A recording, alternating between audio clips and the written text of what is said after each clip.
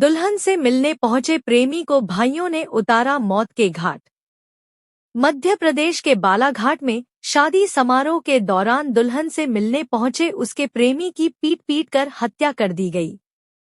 Police ने दुल्हन के भाइयों समेत 5 आरोपियों को गिरफ्तार किया। जानकारी के अनुसार खैरलांजी निवासी 23 वर्षीय तरुण लिल्हारे 5 मई की रात अपनी वेल्डिंग की दुकान बंद कर घर लौटा और किसी शादी में जाने की बात कहकर बाइक से निकला। उसे नहीं पता था कि यह उसका आखिरी सफर होगा। तरुण अपनी प्रेमिका दुल्हन से मिलने छिपते छिपाते पहुंचा था।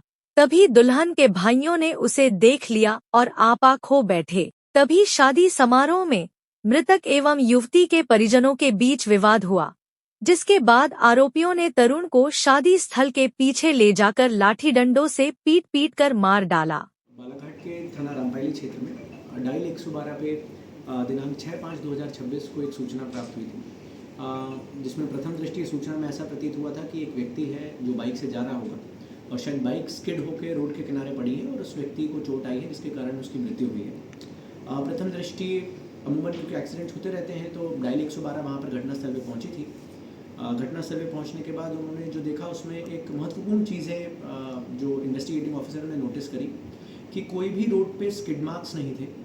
अमूमन जब गाड़ी स्किड होती है, चलती है, तो या तो कोई सामने आ जाता है तो व्यक्ति ब्रेक लगाने की कोशिश करता है, या ओवर स्पीडिंग में रहती है तो साइड में जब जाता है तो जो बोल्डर्स है, जिसे शोल्डर्स कहते हैं, रोड शोल्डर्स रहते हैं, रोड शोल्डर में हमेशा डैमेज का पार्ट रहता है, या जो बाइक के मड गार्ड्स रहते हैं, इंडिकेटर वाले सिस्टम्स रहते हैं, उनमें डिटेल्ड या ग्रीव जिसे हम ग्रूविंग स्क्रैच मार्क्स कहते हैं वो अमूमन रहता है।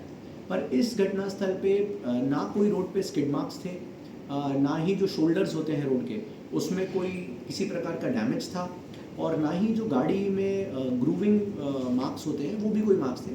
तो प्रथम दृष्टि बड़ा संदेहास्पद लग रहा था, और जिस प्रकार से जो घायल व्यक्ति या जो व्यक्ति मृत था उनका जो शर्ट था वो भी वहीं से थोड़ी दूर पे रखा हुआ था, तो थोड़ा सस्पिशियस प्रथम दृष्टि ये प्रतीत हुआ था। उसके बाद मर्ग कायम करने के बाद जब उनका पोस्टमार्टम कराया गया तो पोस्टमार्टम में डॉक्टर्स ने जब पैनल से पोस्टमार्टम किया तो उसमें 2-3 जो इंजरीज़ थी वो इंजरीज़ जो हैं वो होमिसाइडल नेचर के निकल के आई, मतलब जिसे किसी व्यक्ति ने मृत्यु कारित करने के लिए ही वो इंजरीज़ दी हो, जिसमें उनके रिब में जो फ्रैक्चर है वो पता चला। उनका जो फ्रंटो पैरेटल रीजन होता है, जो ब्रेन का अपने सामने वाला हिस्सा होता है, उसमें ब्लीडिंग के मार्क्स थे। बॉडी में अलग अलग जगह पे कंट्यूजन मार्क्स थे जो कि, और पैर में एब्रेशन मार्क्स थे। तो प्रथम दृष्टि ये तो समझ में आया था कि एक्सीडेंट के अलावा भी इसमें कुछ हुआ है, क्योंकि एक्सीडेंट में अमूमन एब्रेशन इंजरीज रहती हैं, पर उसके अलावा क्योंकि कंट्यूशन इंजरीज भी थी तो इसे समझ में आ रहा था कि ये घटनाक्रम इतना सिंपल या साधारण इसको बनाए जाने की जो कोशिश की गई है उतना सरल नहीं है। जो मृत हैं तरुण लिल्हारे, ये बेसिकली खैरलांजी थाना क्षेत्र के रहने वाले हैं और करीबन 23-24 साल की इनकी उम्र है। पूरी विवेचना में ये पता चला कि इनका सविता लिल्हारे नाम की येवरटोला नाम की जो महिला थी, युवती, उनके साथ इनका प्रेम प्रसंग था। करीबन 5-6 साल से लगातार ये लोग फ़ोन के माध्यम से, सोशल मीडिया के माध्यम से, इंस्टाग्राम के माध्यम से एक दूसरे से जुड़े हुए थे।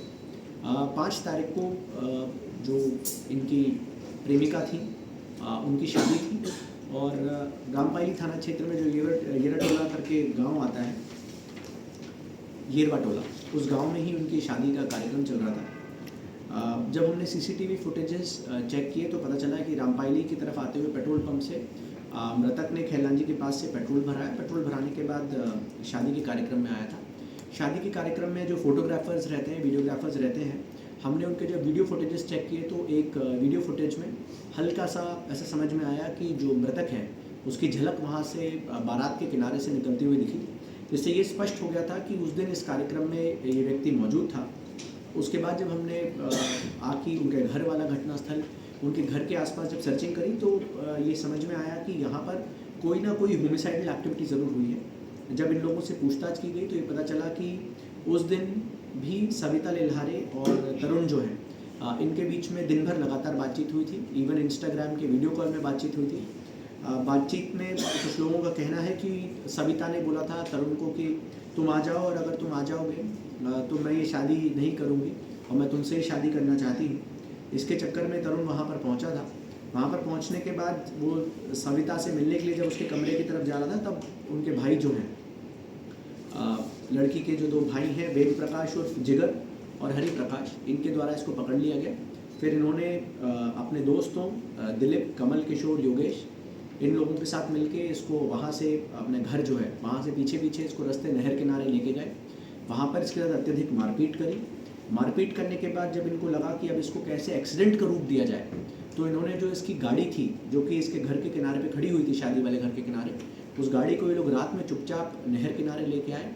वहाँ से इन लोगों ने 2 बाइक्स के माध्यम से ये लोग इसकी बॉडी को लेके गए, जहाँ पर ये गर्रा बोड़ी का जंगल, जहाँ पर अपने को ये बॉडी मिली थी एक्सीडेंट के रूप में, वहाँ पर एब्रेशन इंजरीज जब इसको लेके जा रहे थे, तो in the meanwhile abrasion injuries बनाने की कोशिश की गई और उसके बाद इसकी बॉडी को एक्सीडेंट का, इस पूरे घटनाक्रम को एक्सीडेंट का रूप देते हुए वहाँ पर ये लोग इसकी बॉडी को छोड़ के फिर वापस आए।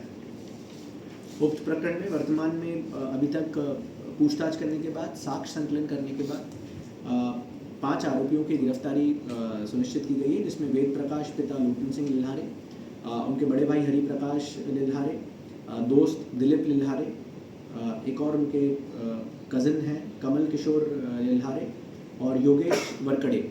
इन लोगों को गिरफ्तार कर न्यायालय से अनुमति लेकर इनकी रिमांड ली जा रही है। बाकी जो अन्य लोगों की संलिप्तता है, इसके संबंध में अभी वर्तमान में जांच जारी है।